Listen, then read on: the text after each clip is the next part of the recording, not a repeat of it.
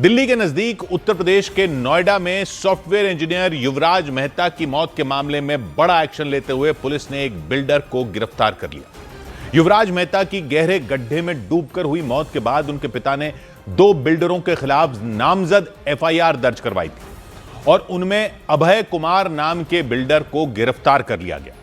यह कार्रवाई गौतम बुद्ध नगर की नॉलेज पार्क थाने की पुलिस ने की। इसके बाद उन्हें कोर्ट में पेश किया गया। कोर्ट ने अभय कुमार को 1 दिन की पुलिस रिमांड पर भेज दिया। पुलिस के मुताबिक सेक्टर 150 में जिस गड्ढे में कार समेत गिरकर इंजीनियर युवराज मेहता की मौत हुई थी, वो गड्ढा अभय कुमार की कंपनी ने ही कुछ साल पहले खुदवाया था।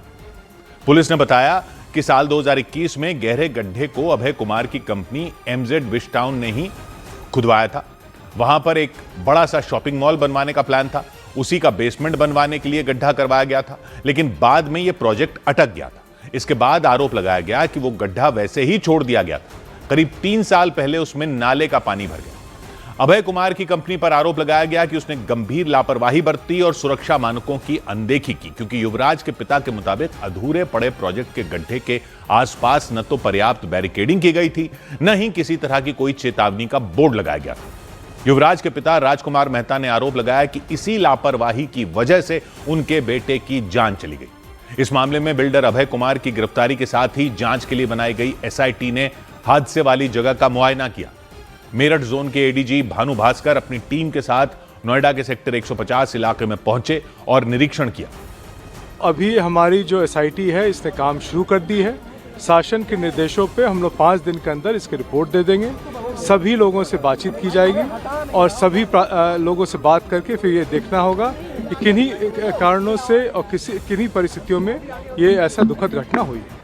एडीजी भानु भास्कर ने बताया कि हर पहलू की जांच के बाद 5 दिन के अंदर एसआईटी अपनी रिपोर्ट शासन को सौंप देगी और उन्होंने यह भी बताया कि आगे की कार्रवाई उसी रिपोर्ट के आधार पर की जाएगी। नोएडा में एसआईटी ने न सिर्फ हादसे वाली जगह का निरीक्षण किया, बल्कि इसके बाद नोएडा अथॉरिटी के ऑफिस पहुंचकर अधिकारियों से भी पूछताछ की। इस सबके बीच एनडीआरएफ की एक टीम हादसे के 3 दिन बाद युवराज मेहता की कार की तलाश में जुटी दिखी। एनडीआरएफ की 3 अलग अलग टीमों ने गहरे गड्ढे में बोट के जरिए कार को ढूंढने की कोशिश की।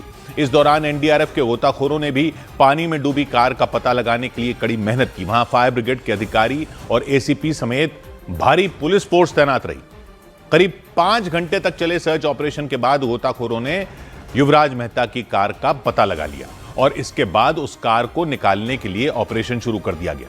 एनडीआरएफ जवानों की 2 टीमें नाव के जरिए पानी के अंदर मौजूद रहीं, जबकि एक टीम बड़ी सी क्रेन के साथ उस गड्ढे के बाहर डटी नजर आई। नाव पर मौजूद एनडीआरएफ के गोताखोरों ने पानी में घुसकर युवराज मेहता की कार को बेल्ट के जरिए बांधा। इसके बाद बाहर खड़ी क्रेन के जरिए उसे खींचकर निकालने की कोशिश की गई। पहली और दूसरी बार उनकी कोशिश नाकाम रही।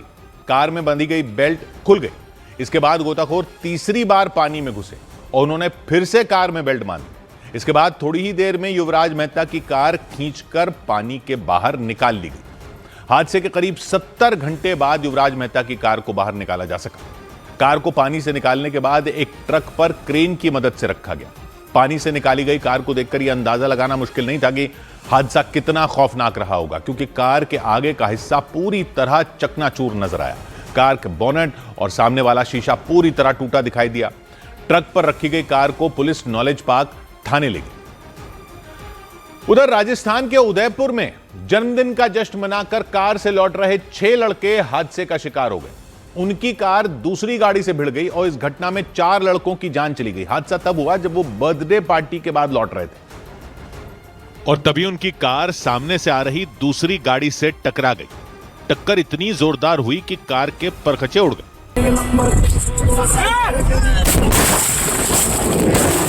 इससे पहले वो लोग उस तेज रफ्तार कार में सवार दिखे। गाड़ी में तेज म्यूजिक बज रहा था और कार चला रहे लड़के के हाथ की उंगलियों में जलती हुई सिगरेट साफ दिख रही थी।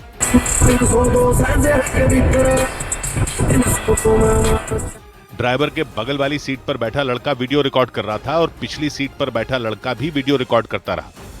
वीडियो में कार का स्पीडोमीटर भी दिखा, जिसमें कार की रफ्तार करीब 120 किलोमीटर प्रति घंटा दिखी और इसके कुछ ही पल बाद उस कार का स्टीयरिंग दूसरी तरफ घूमता हुआ दिखा और पलक झपकते ही वो कार हादसे का शिकार हो गई। तेज रफ्तार कार पलटकर दूसरी कार से टकराई, जिसके बाद वहां चीख पुकार मच गई।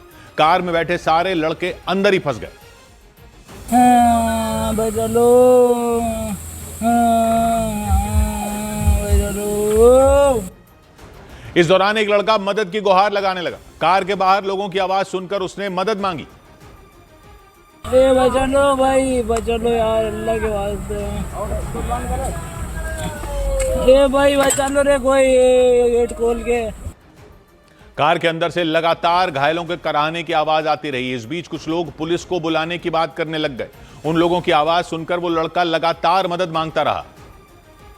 अरे भाई मैं अंदर फंसा हुआ हूँ, निकलो यार। ओ लो भाई, बचाओ यार, मेरे को सांस नहीं आ रही है। जानकारी मिली कि हादसे में 4 लड़कों की मौत हो गई, जबकि 2 लड़कों को वक्त रहते कार से निकालकर अस्पताल पहुंचा दिया गया।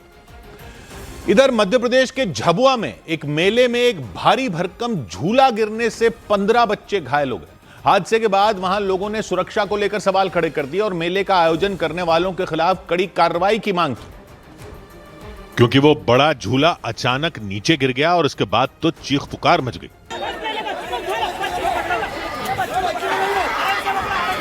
वहां बड़ी संख्या में मौजूद लोग उस झूले की तरफ दौड़ पड़े और उन बच्चों की मदद करते नजर आए।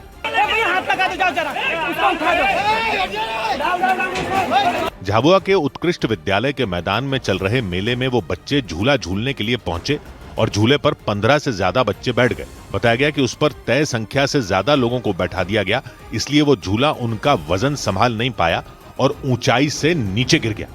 और इसके बाद तो उनमें कई बच्चे झूले के नीचे दब गए। वहां मेले में मौजूद लोग भागते हुए उस झूले के नजदीक पहुंचे और उन्होंने उन बच्चों को बाहर निकाला और घायल हुए उन बच्चों को अस्पताल पहुंचाया गया। इस हादसे की जानकारी मिलने पर झाबुआ की कलेक्टर वहां पहुंच गई। उन्होंने उन बच्चों से मुलाकात की और उनके इलाज के लिए डॉक्टरों को निर्देश दिए। कलेक्टर के निर्देश पर एक टीम मेले में पहुंची और टीम ने हादसे वाली जगह पर पहुंचकर जांच की। इस मामले में कलेक्टर ने जांच के बाद दोषी पाए जाने वाले लोगों के खिलाफ सख्त कार्रवाई का भरोसा दिया। अंदर जो भी सदस्य या जो भी मेंबर्स इन्वॉल्व हैं उनके विरुद्ध कार्रवाई होगी यदि किसी प्रकार की भी उनके स्तर पे कमी पाई जाती है, तो उसमें आप लोग निश्चिंत रहिए।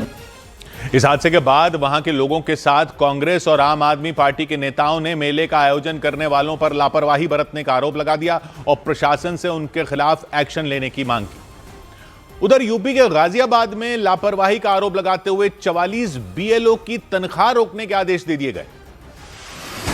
दिल्ली के पास उत्तर प्रदेश के गाजियाबाद में प्रशासन ने 44 बीएलओ पर कार्रवाई करते हुए उनका वेतन रोकने का आदेश जारी कर दिया।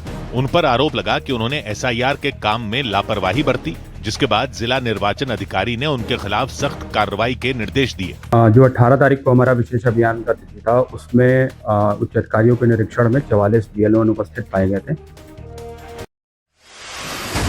उत्तर प्रदेश के मेरठ में आईआईएमटी कॉलेज की कैंटीन में छात्रों के 2 गुट आपस में भिड़ गए।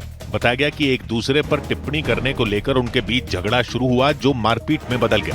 मारपीट में कई छात्र घायल हो गए। मुंबई के मालाड इलाके में अचानक एक बस में आग लगने से अफरा तफरी मच गई। कुछ ही देर में वो बस पूरी तरह जलकर राख हो गई।